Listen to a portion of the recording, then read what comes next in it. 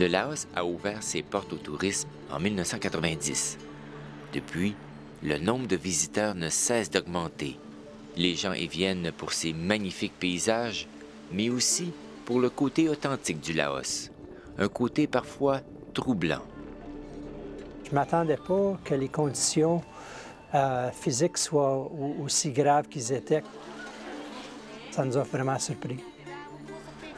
Le Laos est pas mal en retard par rapport aux pays voisins, surtout la Thaïlande. On aimerait aider. On a vu beaucoup de pauvreté. En plus de la pauvreté, l'analphabétisme. Selon un recensement effectué en 2011, il y aurait plus d'1,5 million d'illettrés au Laos, soit 27 % de la population. S'ils n'étudient pas, ils vont perdre leur pays. Comme ici à Pontong, les jeunes délaissent l'école très, très jeunes. C'était effarant. J'ai amené mes enfants visiter mon pays natal. Alors je dis, moi je suis allé à l'école dans cet état-là. De retour au Canada, tout d'un coup, je me dis, qu'est-ce qu'on peut faire pour aider?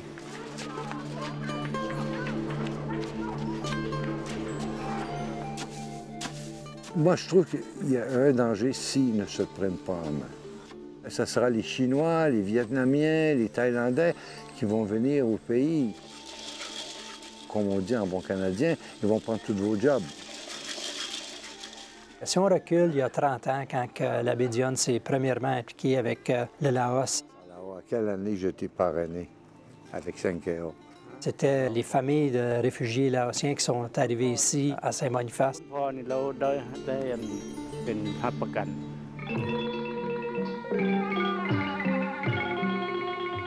Le Laos. À la fin des hostilités au Vietnam et le retrait des troupes américaines, le Laos devient République populaire. Par la suite, des milliers de Laotiens fuient le communisme et traversent le grand fleuve Mékong et se réfugient en Thaïlande en 1975. Le gouvernement thaïlandais leur refuse l'entrée et emprisonne ces illégaux dans des camps de réfugiés non loin de la frontière.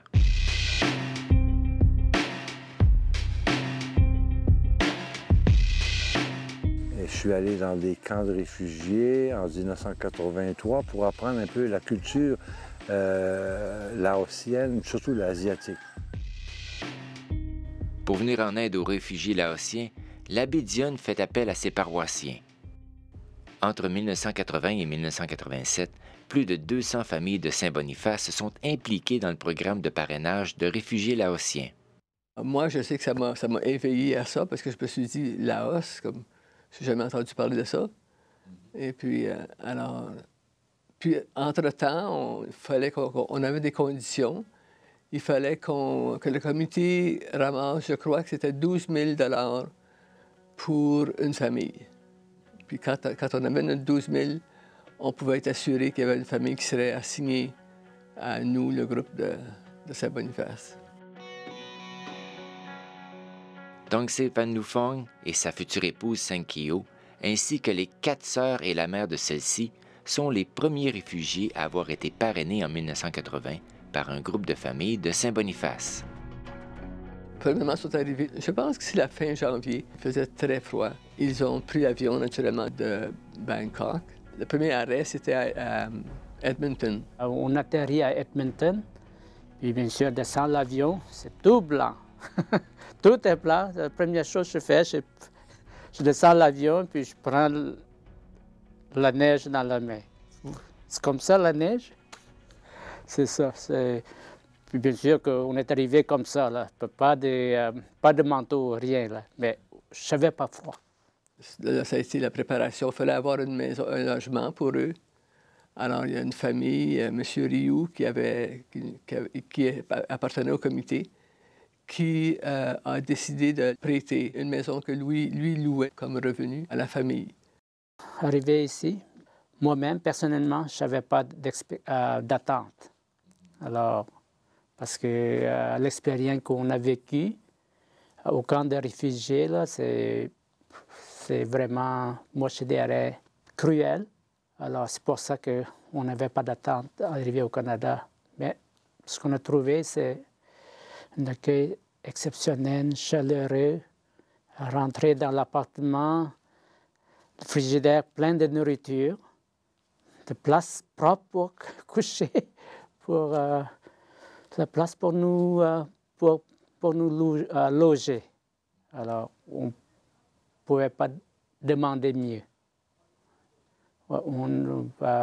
Moi, personnellement, j'étais très touché par cela.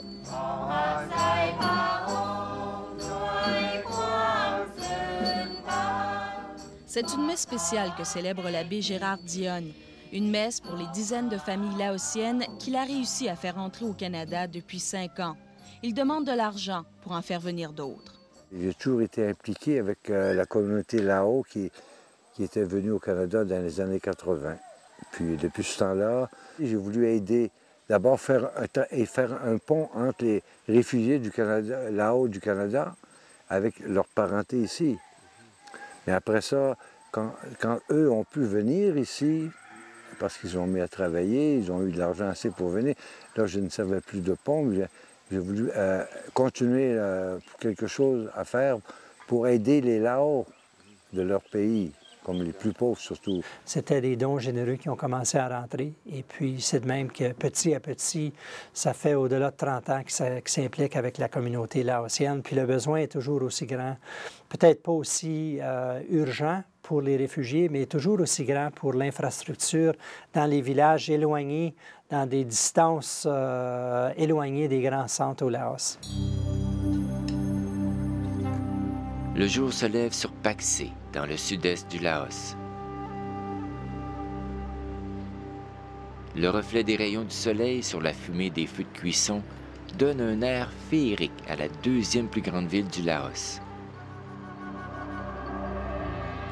À quelques kilomètres du centre-ville, la paroisse du Père Antoine Bianta sert de point d'ancrage à l'abbé Dionne lorsqu'il vient au Laos.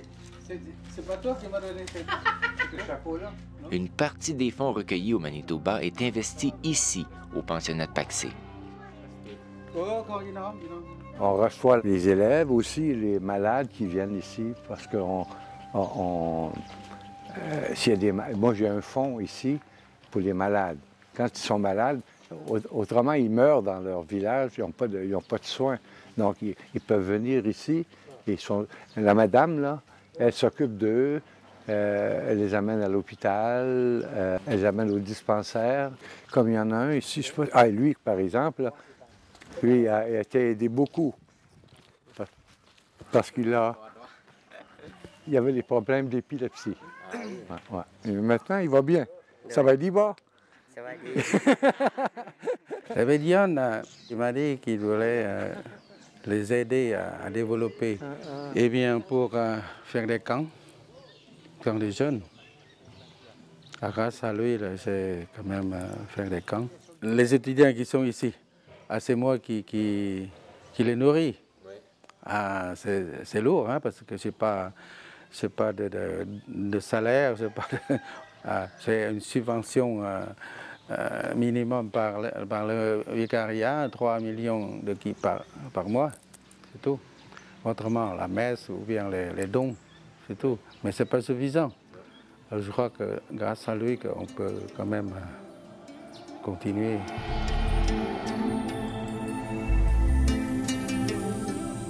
Quand on est allé en 2010, on s'est rendu à Paksé pour rencontrer l'abbé Dionne. Et puis de là, on est allé faire la tournée des villages en besoin pour aider l'abbé Dionne à faire une décision par rapport aux investissements qu'ils font là-bas pour aider dans les infrastructures. Et on a fait le tour de plusieurs villages, dont le village de Pontong, qui avait 200 maisons et puis pas d'eau, pas d'électricité. Et c'est un des candidats qu'on a choisi pour apporter une pipeline pour apporter l'eau au village. La route qui mène au village de Pongtong ressemble à celle de bien d'autres villages éloignés. Celle-ci s'arrête à l'entrée du village et aurait été construite, semble-t-il, pour faciliter le déboisement de la région. Quand on arrivait dans un village, il disait « Tcheptong, Tcheptong, j'ai mal au ventre, j'ai mal à l'estomac ». Mais parce qu'il n'y avait pas d'eau. Il n'y avait pas la bonne eau, l'eau potable. Il n'en fallait pas plus pour que l'abbé Dionne décide de s'impliquer dans le forage de puits. Quand on a décidé si on acceptait oui ou non, François Catelier de La Rochelle et son frère ont décidé, oui, on y va, ça vaut la peine. Le village est tellement grand ici qu'ils n'ont pas d'eau. On avait essayé avant avec des pompes à même, ça ne durait pas 4 mois, 5 mois, parce que sans électricité, c'est impossible. Et quand tu les aides avec les fonds, ils se prennent en main, puis c'est eux autres même qui ont installé la pipeline. Ils ont fait tout le creusage. Je pense que c'était à peu près 2 kilomètres dans les bois et c'était une pente quand même assez à pic. Puis ils ont tout fait l'installation eux autres mêmes. L'eau part d'ici et se rend dans différentes stations du village. Ça, c'était un projet, on est vraiment fiers de ce projet-ci parce que pour les gens, c'est extraordinaire d'avoir de l'eau. C'est pas de l'eau potable, mais au moins ils ont de l'eau pour se laver la vaisselle, laver leur linge. Il y a 2 ans, il y avait 9 stations d'eau. L'année dernière, il y en avait 13. Cette année, je ne sais pas combien il y en a. Peut-être qu'il y en a un peu partout. Puis depuis ce temps-là, le village, ils ont des jardins. Cette année, au plaisir de l'abbé Dionne, chaque maison a son point d'eau. Je vois qu'ils amènent directement à la maison. C'est formidable. Comme en ville. Ouais.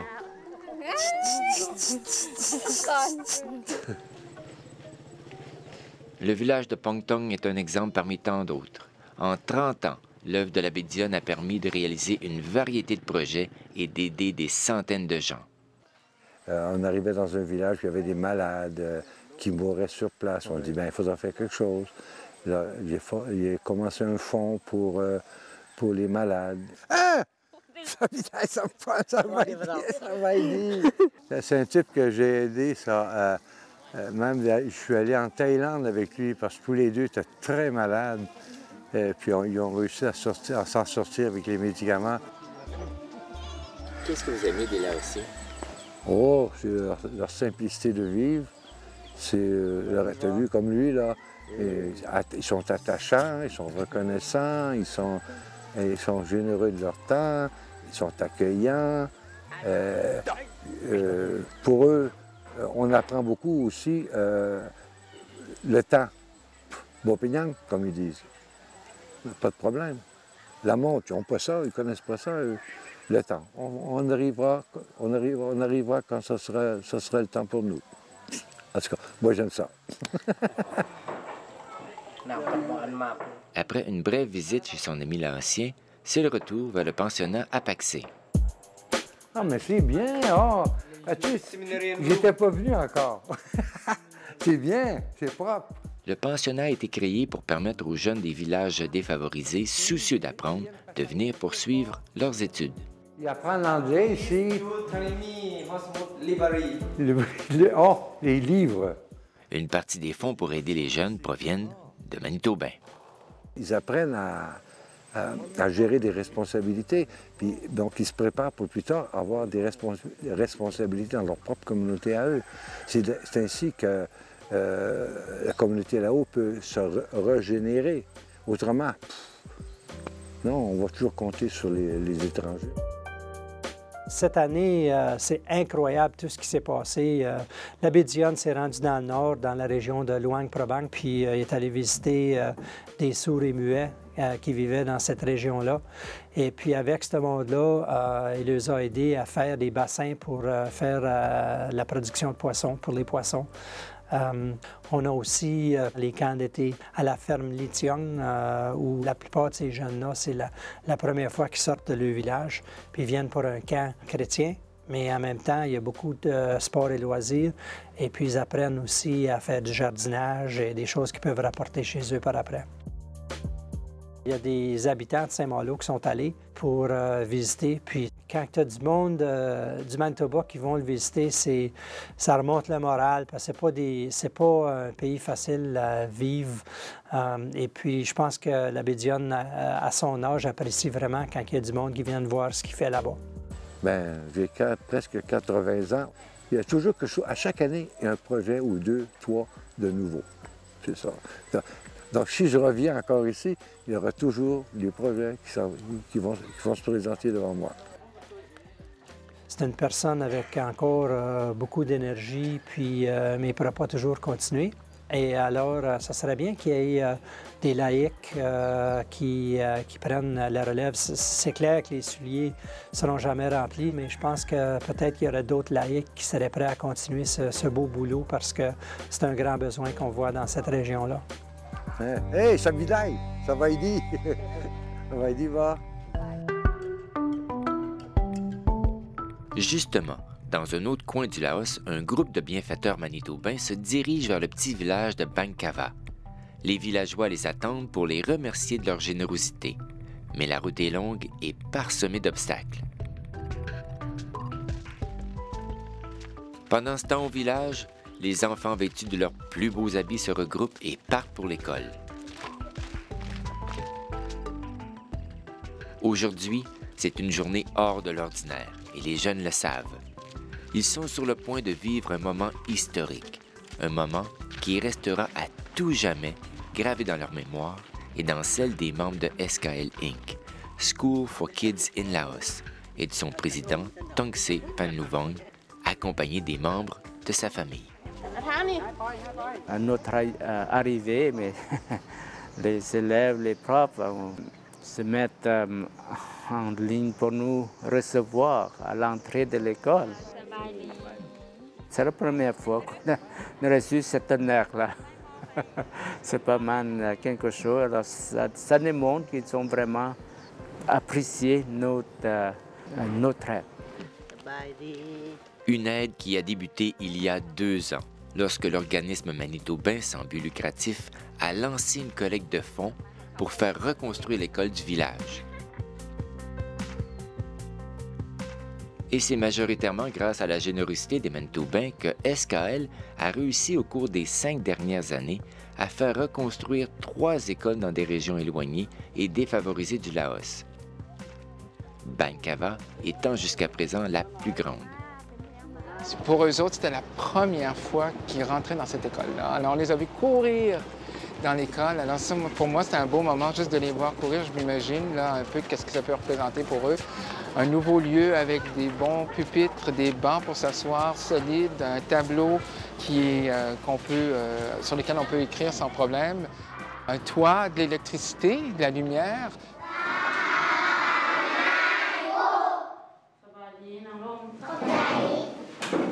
C'est des choses complètement nouvelles pour eux autres, puis j'ai l'impression que pour eux autres, ça va peut-être les encourager à dire « j'ai hâte d'aller à l'école, j'ai hâte d'apprendre des choses, j'ai le goût d'aller plus loin ». C'est ça, je pense, qu'on recherche par des projets comme ceux-là, c'est de permettre à des gens qui vivent dans des régions rurales défavorisées de prendre goût à l'éducation. พวกเรามีความภาคภูมิใจหลายที่ได้โรงเรียนหลังใหม่และพวกเราก็มีความตั้งมกตั้งใจให้นักเรียนสิสอนให้นักเรียนให้ก้าวหน้าและ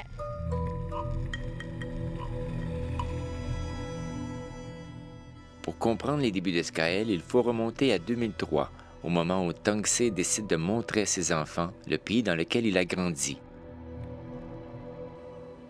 La condition des écoles a peu changé depuis sa jeunesse.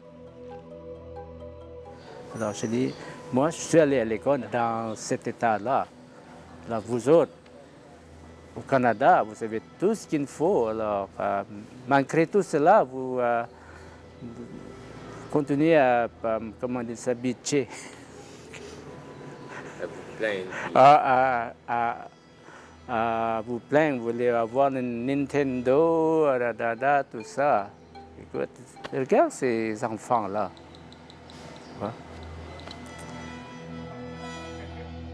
Tongse n'avait pas besoin d'en ajouter. Le simple fait d'être ici et de voir les conditions de vie des Laotiens leur offrait amplement de matière à réflexion. De retour au Canada, puis tout d'un coup, je dis, juste demander des questions. Qu'est-ce qu'on peut faire pour aider?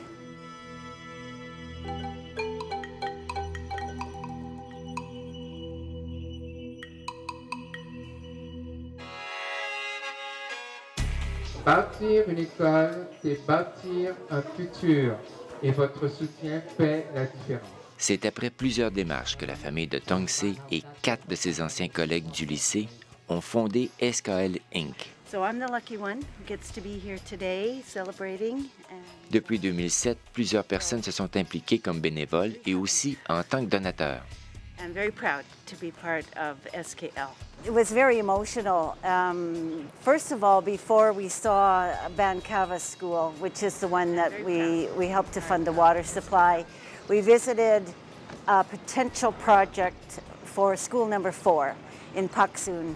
And I was able to see firsthand the state of the building in which the children were learning. And it's really beyond belief, actually, that kids want to go to school in that kind of structure, but they do because they want an education.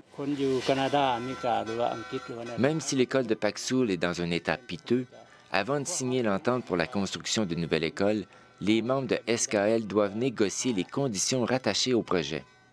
Il y a des critères très précis à respecter parce que c'est un gros investissement.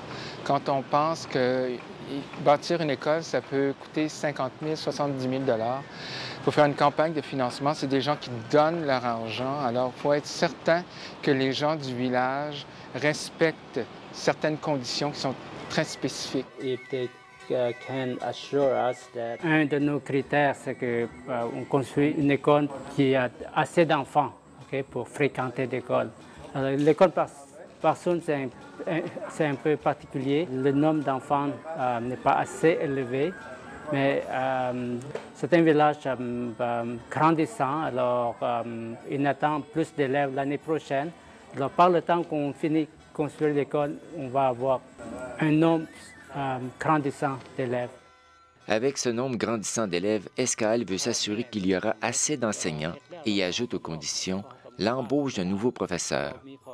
Autre point à débattre, la participation des villageois à la construction de l'école. Donc, c'est une façon pour nous aussi d'économiser, d'encourager l'économie laotienne, faire travailler les gens du village aussi, parce que ce n'est pas nécessairement gratuitement qu'ils vont travailler, mais en même temps, c'est de s'assurer que le village participe. Alors, il a fallu signer une entente qui, en quelque part, engage le village à fournir le personnel qui va travailler, aider le responsable de la construction. Après quelques heures de pourparlers, le moment attendu de tous.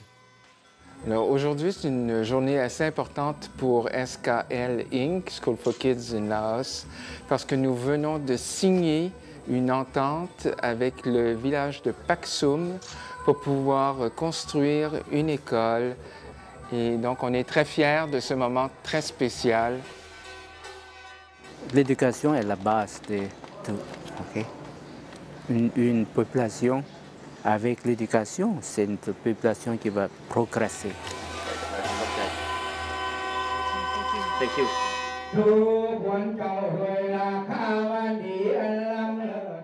Toujours à Bancava, les discours ont fait place à la tradition. Ce qui est vraiment touchant, c'est le bassi. Dans cela, il y a le maître de cérémonie qui récite des mots, des souhaits, chasser les esprits, inviter les bons esprits, tout ça. Puis nous nous sommes attachés les petites ficelles pour nous souhaiter la longévité, bien sûr, la santé, la joie, tout ça. Pretty exciting.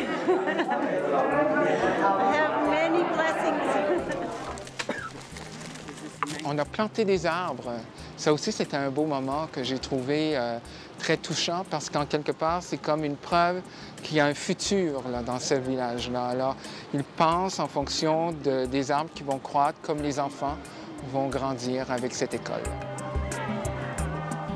Il faut que ces jeunes-là soient informés. Ces jeunes-là informés, ils peuvent décider pour eux-mêmes. Ils peuvent faire la décision pour le futur eux-mêmes. On n'a pas besoin de dicter. Okay.